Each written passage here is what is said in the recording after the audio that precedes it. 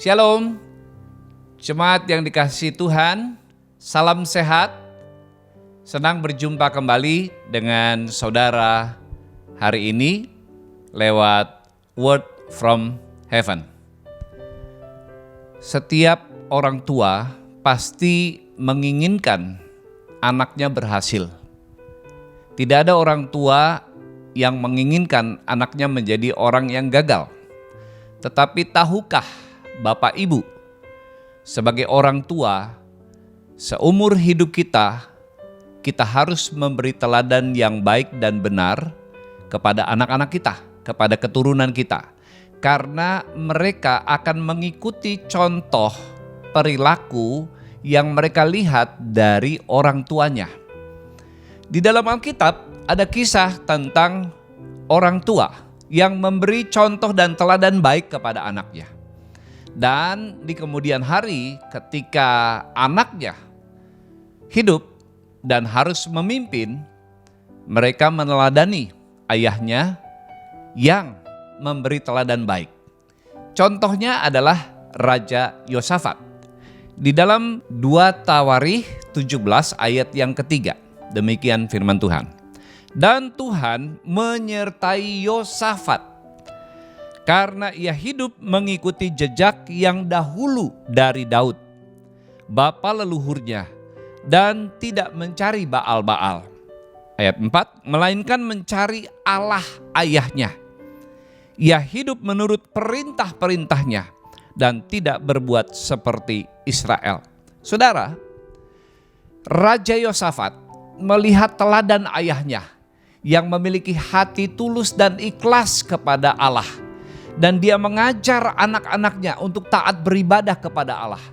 Sehingga ketika Raja Asa memasuki masa dia meninggal, masa peristirahatan di dalam Tuhan, maka Raja Yosafat menggantikan posisi ayahnya. Dan saat dia memerintah, dia meneladani Daud, nenek moyangnya, dan juga ayahnya Raja Asa. Dia menjadi raja yang mentaati firman Tuhan. Dia mengirim orang-orang Lewi, para imam-imam, untuk mengajarkan Taurat kepada rakyatnya. Dan dia memegang teguh hukum-hukum Tuhan. Inilah yang membuat Raja Yosafat menjadi berhasil di dalam kepemimpinannya, di dalam pemerintahannya. Bahkan ketika dia mengalami serangan musuh yang hebat, dia berlari kepada Tuhan dan mencari pertolongan kepada Tuhan, bukan mengandalkan kekuatannya. Berbeda sekali dengan Lot. Lot menghasilkan keturunan yang kafir. Mari kita lihat di dalam Kejadian pasal 19 ayat 35 dan selanjutnya. Demikianlah juga pada malam itu mereka memberi ayah mereka minum anggur. Lalu bangunlah yang lebih muda untuk tidur dengan ayahnya. Dan ayahnya itu tidak mengetahui ketika anaknya itu tidur dan ketika ia bangun. Lalu mengandunglah kedua anak Lot itu dari ayah mereka. Yang lebih tua melahirkan seorang anak laki-laki dan namanya Moab. Dialah bapa orang Moab yang sekarang. Yang lebih muda pun melahirkan seorang anak laki-laki dan menamainya Ben-Ami. Dialah bapa dari Bani Amon sekarang. Saudara, Lot ketika dia melarikan diri harus keluar dari Sodom karena Tuhan akan menunggang balikan Sodom. Dia keluar dari sana dituntun malaikat. Dengan 4 orang mereka keluar. Lot, istrinya, dan 2 anaknya. Tapi istrinya masih menyayangi hartanya yang ditinggal. Sehingga ketika dia menengok, dia menjadi batu. Pergilah Lot dengan kedua anaknya. Saudara, semasa hidup di Sodom dan Gomora, Lot tidak menjadi teladan buat anak-anaknya. Bahkan ketika orang-orang mengepung rumah Lot dan ingin supaya malaikat utusan Tuhan keluar dari rumahnya, lalu Lot malah menawarkan kepada orang-orang penduduk Sodom Gomora itu, menawarkan kedua anak gadisnya untuk dipakai katanya. Nah, Bapak Ibu Saudara yang dikasihi oleh Tuhan, betapa rendahnya moral dari Lot ketika dia hidup bersama dengan anak-anaknya di kota Sodom.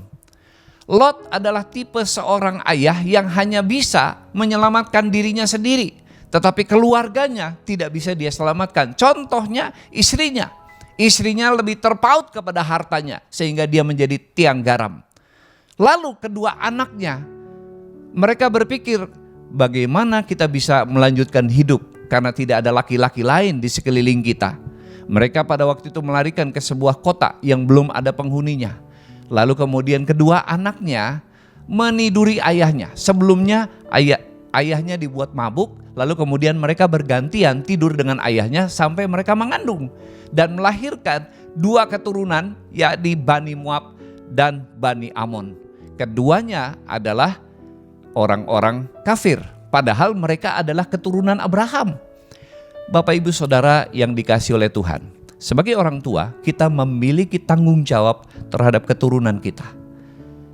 Apabila kita memberi contoh dan teladan, taat dan takut akan Tuhan, mereka melihat bagaimana kita membaca firman Tuhan dan beribadah dengan setia. Bagaimana kita melakukan firman Tuhan itu di dalam kehidupan kita hari lepas hari.